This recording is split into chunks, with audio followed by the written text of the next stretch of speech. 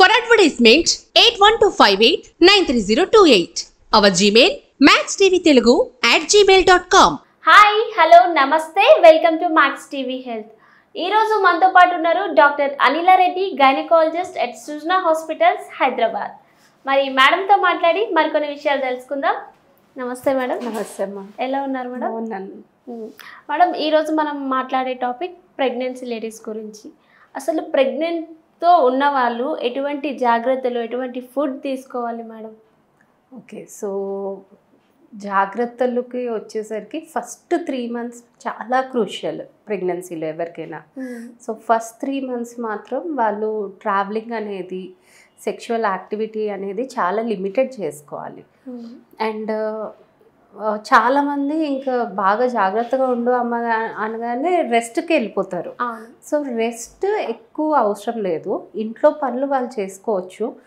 But heavy weights lift చేయడము, మెట్లు ఎక్కువ ఎక్కి దిగడము, ఎందుకంటే స్లిప్ అయ్యే ఛాన్సెస్ ఉంటాయి కాబట్టి. సో ఇట్లాంటివి చేయకుండా ఉండి ట్రావెలింగ్ లిమిట్ చేసుకొని వాళ్ళు నార్మల్ పని చేసుకుంటూ యాక్టివ్గా ఉంటే హెల్తీగా ఉంటారు. అండ్ ఫుడ్కి వచ్చేసరికి ఎక్కువ ఎక్స్క్లూజివ్ మనము ఎప్పుడు తినని ఫ్రూట్స్ అట్లాంటివి అవసరం లేదు. మనకి దొరికేవి సీజనల్ ఫ్రూట్స్ అన్నీ తినచ్చు. ఓకేనా? ఓన్లీ ఏంటంటే పప్పయ్య అంటే భయపడతారు కాబట్టి అబార్షన్ అవుతుంది అది అని భయపడతారు కాబట్టి పప్పయ్య వద్దా అంటాము. అండ్ పైనాపిల్ కొంచెం గ్యాస్ట్రిక్ అవి ప్రాబ్లమ్స్ ఉంటాయి, ఫస్ట్ 3 monthsలో వామిటింగ్స్ అవి ఎక్కువ ఉంటాయి కాబట్టి పైనాపిల్ వద్దంటాము. సో పైనాపిల్, పప్పయ్య తప్ప అన్నీ తీసుకోవచ్చు. And green leafy vegetables, water ఎక్కువ తీసుకోవాలి. అండ్ కారం, మసాలా, పులుపు అనేది లిమిట్ చేయాలి, ఎందుకంటే వామిటింగ్స్ ఎక్కువ ఉంటాయి కాబట్టి.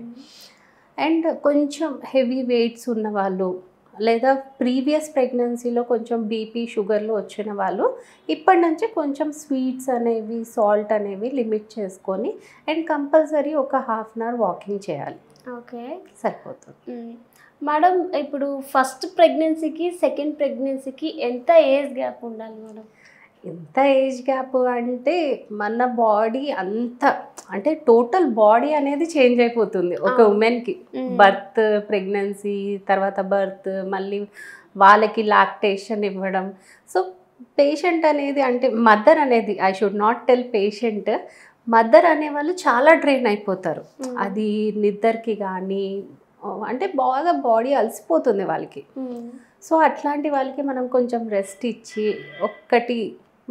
వాళ్ళు మళ్ళీ నార్మల్ లైఫ్కి అలవాటు పడడానికి సో అట్లీస్ట్ 3 years గ్యాప్ ఇస్తే బేబీస్, అంటే mother will be happy and baby will be healthy. Okay, so ప్రెగ్నెన్సీలో అందరూ ఎటువంటి ఫుడ్ తీసుకోవాలని మాట్లాడుకుంటారు, కానీ ఎవరు ఎటువంటి ఫుడ్ తీసుకోకూడదో చెప్పారు కదా మేడం. సో ఎటువంటి ఫుడ్ తీసుకోకూడదు మేడం మెయిన్లీ? సో ఇందాక నేను చెప్పినట్టు pineapple, papaya and outside foods. So మనకి బయట చేసే ఫుడ్స్, బేకరీ ఐటమ్స్ మెయిన్గా.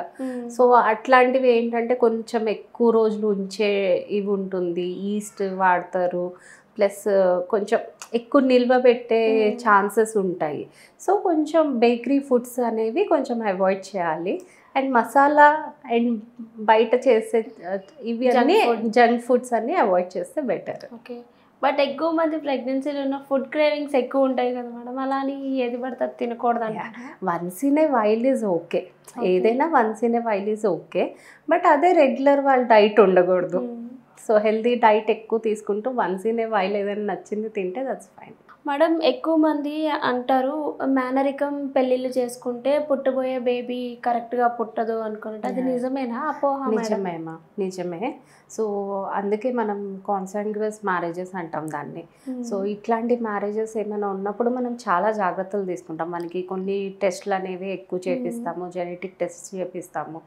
సో కొన్ని వాళ్ళ గ్రోత్ అనేది సరిగా ఉండదు, లేదా డిఫరెంట్ డిసీజెస్ వస్తాయి. సో మెనరికం పెళ్ళిళ్ళు మాత్రం చాలా ప్రమాదకరమే. ఓకే, చేసుకోకూడదు. మేడం, ప్రెగ్నెన్సీలో థైరాయిడ్ ఉన్న వాళ్ళకి ప్రెగ్నెన్సీ వస్తుందా మేడం? థైరాయిడ్ ఉన్న వాళ్ళకి ప్రెగ్నెన్సీ వస్తుందమ్మా. అంటే అది కరెక్ట్గా వాళ్ళు ట్రీట్మెంట్ తీసుకొని అన్నీ తీసుకుంటే వాళ్ళకి ప్రెగ్నెన్సీ అనేది వస్తుంది. థైరాయిడ్ ఉన్న వాళ్ళకి ప్రెగ్నెన్సీ రాదు అనేం లేదు, అంటే పీరియడ్ ప్రాబ్లమ్స్ అవన్నీ ఉంటాయి కాబట్టి దాన్ని కరెక్షన్ చేసుకుంటే వాళ్ళకి ప్రెగ్నెన్సీ ఖచ్చితంగా వస్తుంది. అంటే చాలా మంది అంటుంటారు కదా పీసీఓడి నీకు థైరాయిడ్ ఉంది పిల్లలు పుట్టే ప్రమాదం అంటారు కదా. సో పీసీఓడి అయినా థైరాయిడ్ అయినా దానికి కరెక్ట్గా ట్రీట్మెంట్ తీసుకొని కరెక్షన్ చేసుకుంటే మనకి ప్రెగ్నెన్సీ అనేది అంత ప్రాబ్లం కాదు. మేడం కొంతమందికి ప్రెగ్నెన్సీ వచ్చాక కూడా థైరాయిడ్ వచ్చే సమస్య ఉంటుంది, సో అది ప్రమాదం అంటారా మేడం? సో నార్మల్గా ఏంటంటే అమ్మ మన దగ్గర ఇయర్లీ చెకప్స్ అనేది చేసుకోరు చాలామంది.